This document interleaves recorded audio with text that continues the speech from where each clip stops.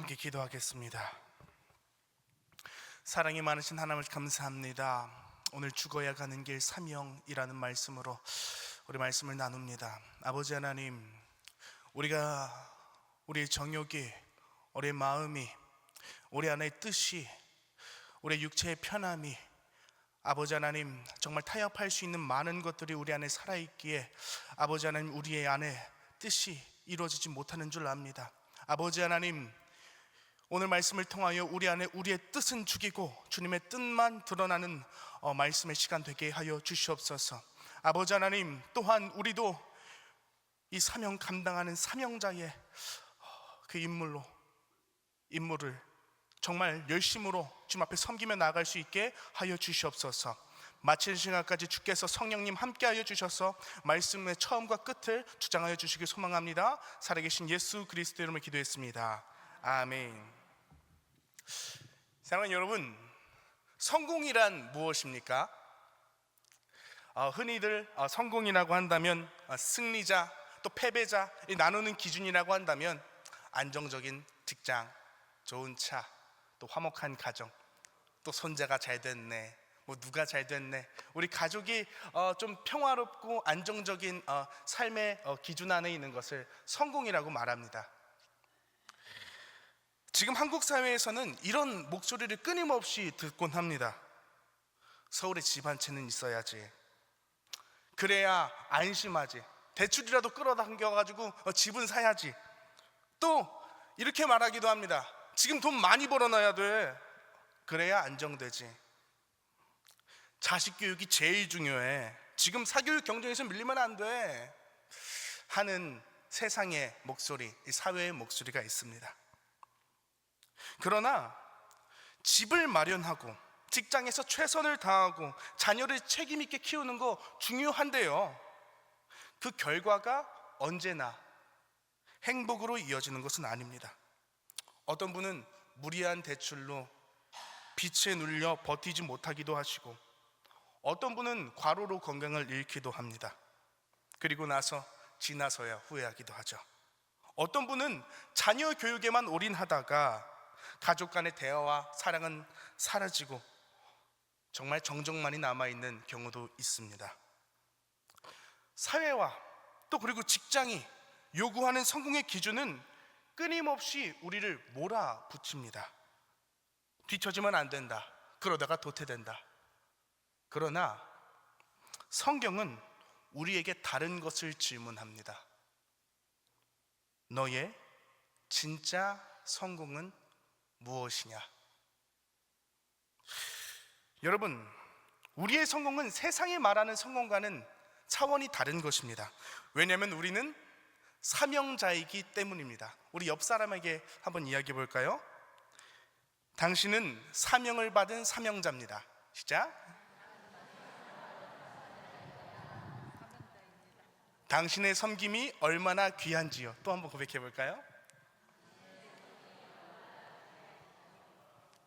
여러분, 사명자라면 사명자의 성공은 세상의 기준이 아니라 사명을 다했는가가 될 것입니다. 또한 우리의 성공은요, 세상이 볼 때 화려한 성공처럼 보이질 않습니다. 어떻게 보면 매우 바보처럼 보일 수도 있습니다. 손가락질 당할 수도 있어요. 저희 어머니 얘기를 한번 해볼게요. 제가 개척교회에서 그 아버지 밑에서 자랐습니다. 저희 어머니는 수많은 전도법, 그러니까 진돗개 전도부터 시작해서 무슨 전도 막 다양한 전도법을 배우셨습니다. 그리고 전도폭발 아시죠? 저희 어머니가 전도폭발 출신이십니다. 그래서 전도폭발 배우기 시작할 때 대상이 있어야 되지 않습니까? 그래서 연습할 때 어떻게까지 연습을 하셨냐면요, 저희 키우던 고양이가 있습니다. 고양이를 안고 이름이 넬롱넬롱 거려서 넬롱이었습니다. 넬롱아, 너는 지금 죽으면 천국에 갈 수 있니? 이렇게 연습을 했었습니다. 그러다가 제가 중학교 학창시절 제 친구들이 탁구를 치러 저희 교회에 방문한 적이 있었습니다. 근데 어머니가 옳았구나, 저희 친구들을 옆자리에 앉혀놓고선 전도폭발을 하시는데 1시간씩 얘기를 하셨습니다. 친구들은 낯빛이 어두워지고 저를 원망의 눈빛으로 쳐다봤습니다. 근데 문제는요, 이 친구가 자기는 당했으니까, 이미 받았으니까 탁구 열심히 치고 다른 친구들 데리고 오는 겁니다. 나만 당할 수 없다. 친구들은, 오는 친구들마다 낯빛이 어두워져서 저를 원망했습니다. 왜 날 여기 데려온 거야? 그래서 제가 저희 어머니께 모진말을 한 적이 있습니다. 어디서 못된 건 배워와가지고. 어린 시절 저한테는 그렇게 느껴졌습니다. 사랑하는 여러분, 저희 어머니는 전도왕이시며 또한 저희 어머니에게 전도는 사명입니다. 그러나 이 사명이 참 아들에게 그런 모진 말을 듣게 하고, 또한 세상은 이런 사명자에게 참 모진 말들을 많이 합니다. 어이구, 왜 그렇게까지 헌신해? 어이구, 왜 이렇게 퍼줘? 남는 게 어딨어? 어이구, 왜 이렇게 참아줘? 바보같이. 또 전도하려고 하치면은 그만 좀 해, 나 예수 안 믿어. 지나치지 마. 지나치면 광신이야. 이런 모진 말까지 퍼붓습니다. 주위의 사람, 자식들까지도, 그리고 정말 전도하려고 하는 그 모든 사람들이 우리에게 이런 모진 말들을 하기도 합니다.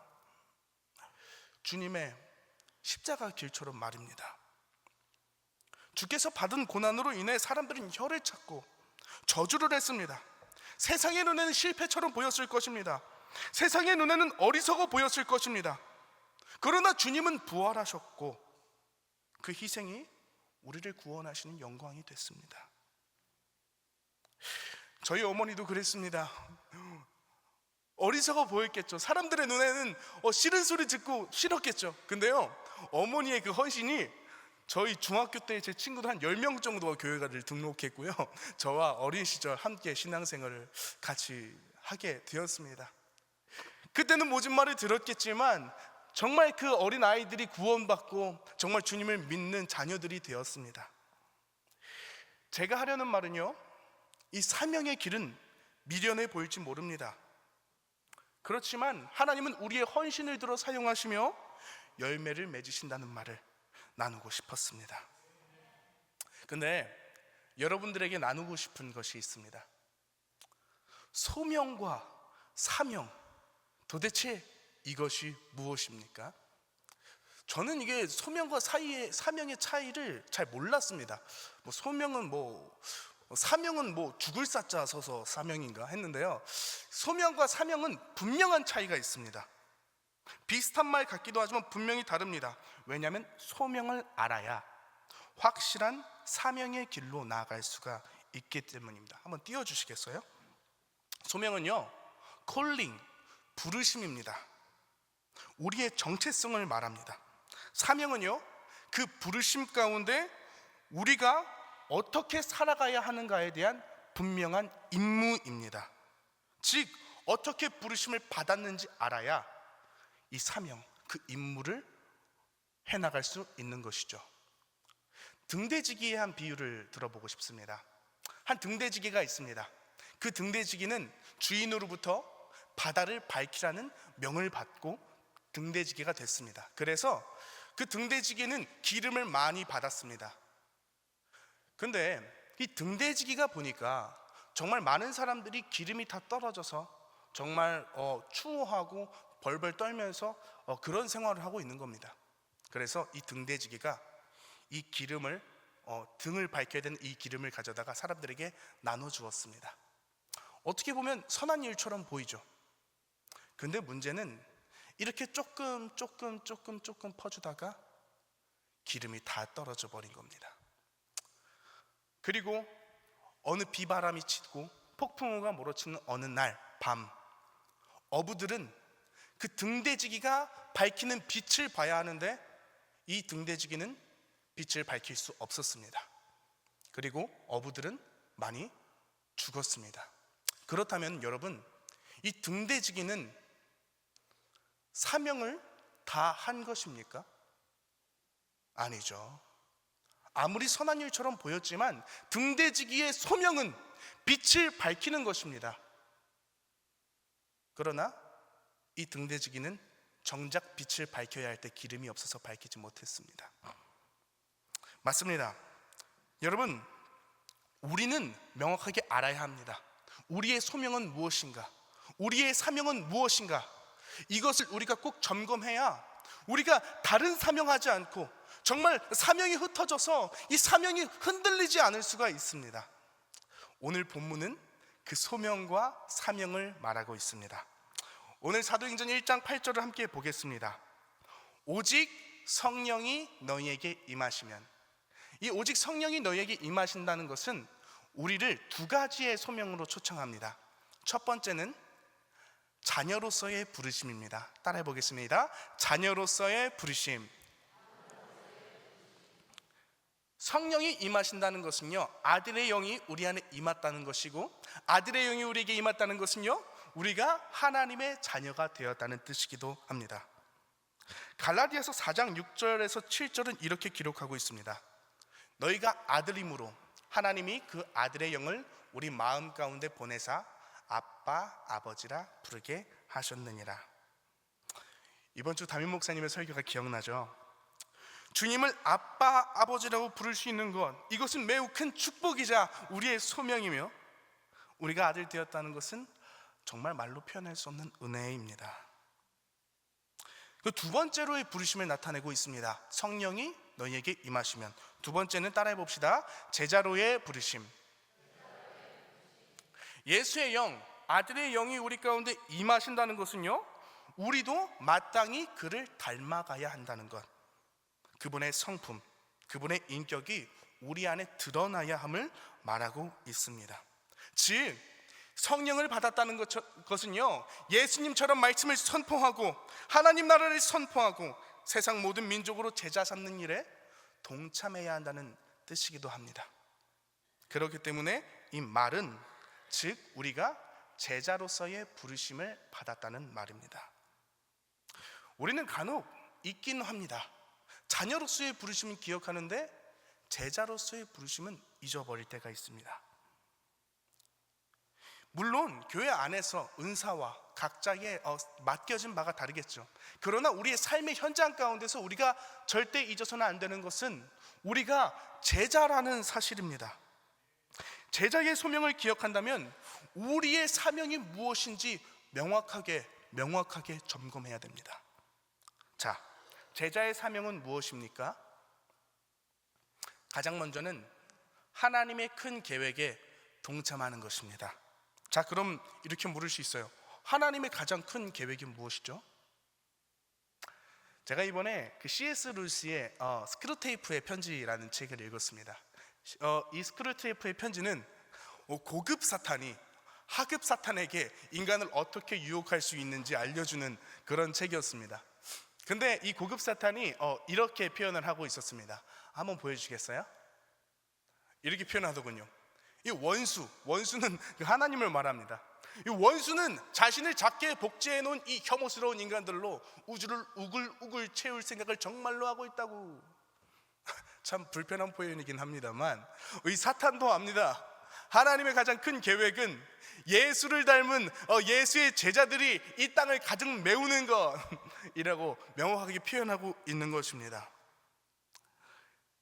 제자들이 이 땅에 가득한다는 것은요, 그 모습은 하나님의 나라요, 이 땅의 소망이요, 우리가 가장 고대하고 바라는 그 나라라는 것입니다. 그렇다면 명확해집니다. 제자의 사명은 이 땅에 하나님 나라를 이뤄가는 일일 것입니다. 그렇다면 이 제자들은 하나님 나라를 이뤄가는 일에 동참해야 한다는 것입니다. 본문은 명확하게 말하고 있습니다. 온 유대와 사마리아와 땅끝까지 이르러 내 증인이 되리라. 이 대목은요, 어떻게 그 나라를 이뤄가는가에 대한 답일 수가 있습니다. 한번 띄워주시겠습니까? 네, 사도행전 1장 8절. 네, 그 온 세상에 가득 무엇이 되라고 말씀하십니까? 증인이 되라고 말씀하십니다. 이게 도대체 어떻게 구체적인 방법입니까? 이 증인이라는 말은요, 헬라어로 마르티스라는 단어를 씁니다. 마르티스는 지금 순교자라는 말로 쓰입니다. 그때 당시에는 증인이라는 법정 용어로서 쓰였는데 예수님의 제자들이 예수님을 경험하고 증거했던 그 사람들이 그 증인으로서의 예수님을 전하다가 순교를 하기 시작해서 이 마르티스라는 단어가 순교자라는 단어로 쓰이기 시작했다는 것입니다. 즉 지금 이 증인이라는 뜻은요, 주의 복음을 전하기 위해 죽기까지 각오한 사람이라는 뜻으로 해석이 된다는 것입니다. 그냥 단순히 하나님 인정하고 하나님 살아계셔 그렇게 인정하는 사람이 아니라는 것입니다. 그렇다면 이 지금 사도행전 1장 8절을 통해서 제자로 부르심을 받은 우리가 감당해야 되는 이 증인이라는 사명은 더 크게 우리에게 다가옵니다. 이 본문을 보고 있자면 마치 주님께서 우리에게 죽으라 라고 말씀하시고 있는 것만 같습니다. 이는 사실입니다. 마가복음 8장 34절 예수님께서 이렇게 말씀하십니다. 누구든지 나를 따라오려거든 자기를 부인하고 자기 십자가를 지고 나를 따를 것이니라. 이 말을 들으면요, 누군가는 심히 거부 반응을 일으킬 줄 몰라요. 왜요? 단순히 예수님을 믿는 것이 주님 안에서의 평안, 안정, 복을 받는 것으로만 생각하고 있었기 때문입니다. 이런 사람의 특징은요, 고난이 삶에 닥쳐오면요, 하나님이 어디 있느냐고 떠나는 사람일 것입니다. 안타깝습니다. 왜 이런 일이 일어나겠습니까? 예수님의 십자가 영광만 생각하고 고난은 생각해 본 적 없기 때문일 것입니다. 십자가는 분명히 나타내고 있습니다. 우리도 자아가 깨지고 죽어야 하는 그 고난을 받아야 한다고 말입니다. 그냥 주일에만 교회 나오는 사람이 아니라 삶은 삶이고 종교는 종교지 하는 그런 것이 아니라 예수를 알게 된 사람은, 그분을 경험하고 그분의 구원의 은혜를 경험한 사람은 예수님 안에서 내 인생을 드리겠다는 결단, 내가 증인 되겠다는 그 결단이 흘러나올 수밖에 없을 것입니다. 이번에 서울신대에 증인들이라는 찬양팀이 있습니다. 증인들 찬양팀 안에 그 동아리방에 들어가 봤는데 거기에 이런 구절이 있더라고요. 사도행전 4장 20절 우리는 보고 들은 것을 말하지 아니할 수가 없다. 이것은 증인의 핵심입니다. 우리는 복음을 압니다. 그분이 우리를 구원하신 구원의 기쁨을 알고 마땅히 복음을 전해야 할 것을 우리는 압니다. 그렇기 때문에 우리는 증인의 사명으로서, 그 증인의 사명으로서 복음을 증거하는 자가 되어야 한다는 것입니다. 그런데요, 참 어렵습니다. 복음을 증거해내는 일, 가끔 타협하고 싶을 때도 있습니다. 한번 눈 감고 말하지 않고 진실을 그냥 눈 감아 버리면요, 사람들과 굳이 신랑이 하지 않아도 됩니다. 사람들 정말 가치관이 세상적인 사람들은요, 하나님을 받아들이질 뿐만 아니라 적대적이기까지 합니다. 그런 사람하고 상대하지 않아도 돼요. 근데 문제는요, 이런 예수님을 받아들이지 않는 사람이 우리의 가족, 내 친척, 내 자식이 된다면 참으로 어렵습니다. 우리는 그래서 전해야만 합니다. 근데 어렵고 안 됩니다. 내 마음이 도대체 입을 열어야 되는데 따라주지 않습니다. 두렵고요, 그냥 침묵하고 싶을 때 있습니다. 왜일까요? 우리 따라해 봅시다. 내가 살아있어서, 내가 살아있고 내 안에 나의 뜻이 살아있기 때문에 주님의 뜻에 순종이 안 됩니다. 그 이유는요, 우리의 뜻과 주님의 뜻이 다르기 때문입니다. 우리의 육은요, 편함을 원하고 안일함을 원합니다. 안락함을 원하고 쾌락을 원합니다. 그렇게 연약한 존재이기 때문입니다. 그렇기 때문에 내가 살아있으면 내 안에 두 뜻이 살아있게 되는 것입니다. 주님의 뜻을 따라야 한다는 것을 알지만 우리의 뜻이 자꾸 새어나와 주님의 뜻에 순종하지 못하게 만들어버립니다. 어떤 목사님이 그러셨습니다. 지금 이 시대에 북한에 선교하러 갈 수가 있습니까? 여러분 어떻게 생각하세요?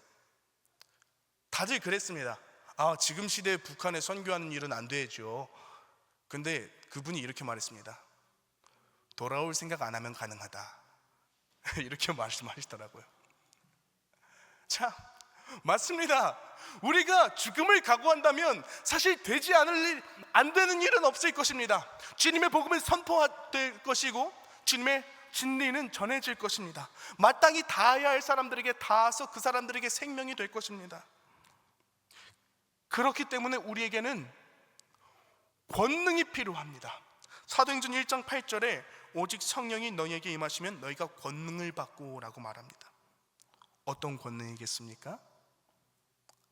바로 나 자신을 죽이는 권능이 필요합니다. 물론 주님께서 우리의 은사를 빚으시고 각자의 은사를 두셨겠지만 정말 우리에게 필요한 것은 방언의 은사, 치유의 은사 그런 것이 아닙니다. 우리에게 필요한 것은 나 자신을 죽이는 것이요, 나의 뜻을 죽이는 것이요, 매일 십자가 앞에 나의 연약함을 내려놓는 것이 지금 우리에게는 필요할 것이라는 생각이 듭니다. 사명의 길 버겁고 힘듭니다. 어려울 때 있습니다. 각 직분자로 섬기면서도 세상의 일을 감당하기에 매우 어렵습니다. 그러나 이 사명의 길은요, 죽어야만 갈 수 있는 길입니다. 우리가 죽을 때 우리의 생명이 이 땅에 심겨져 더 큰 열매를 맺을 것입니다. 사랑하는 성도 여러분, 오늘 이 설교가 모호하게 들릴 수 있다는 것은 압니다. 이 죽어야 한다는 말이 도대체 어떻게 죽으란 말인지, 도대체 어떤 말인지 헷갈릴 수 있겠습니다. 그렇다면 우리에게 질문이 필요합니다. 지금 우리 안에 죽어져야 할 것이 무엇입니까? 자존심입니까? 세상의 성공을 쫓는 마음입니까? 편안함만을 원하는 나의 습관입니까?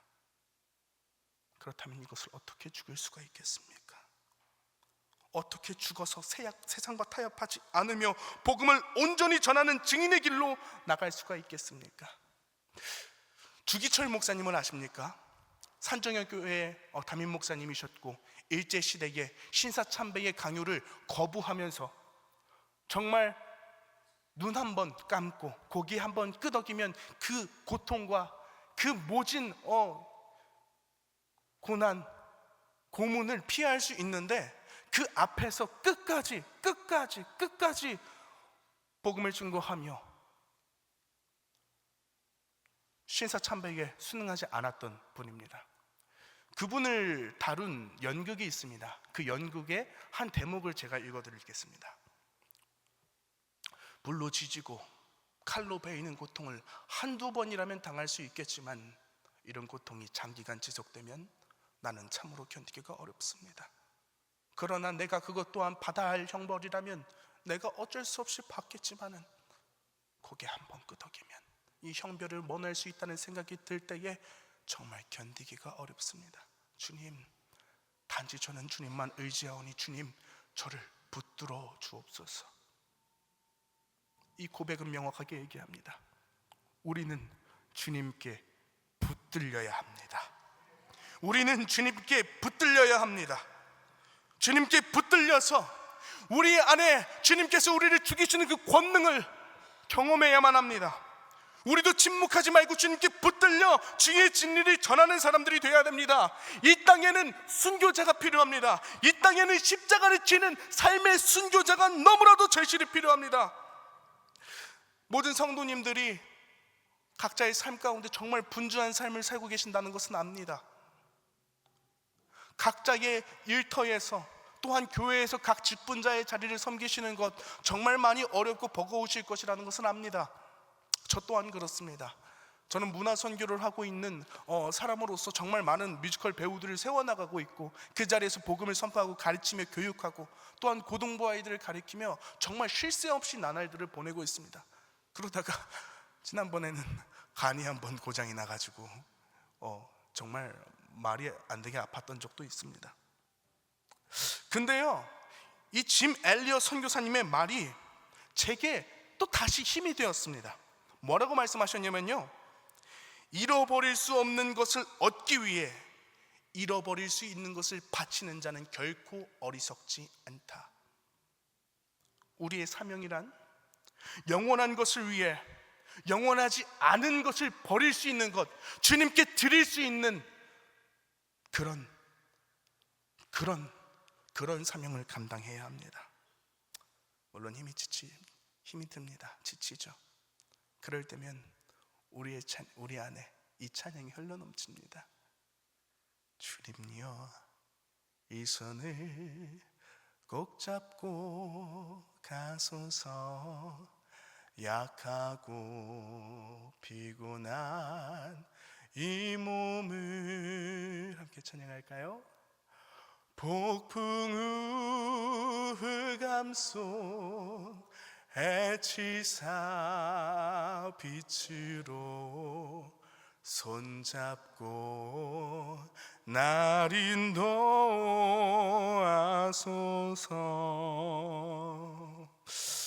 사명의 길 버겁고 힘듭니다.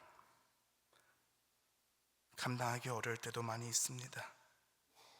그러나 주님의 뜻을 위해 주님의 나라가 이 땅에 이루어지는 것을 소망하며 함께 걸어나갑시다. 그때 주님이 우리에게 말씀하실 것입니다. 잘했다, 나의 착하고 충성된 종아.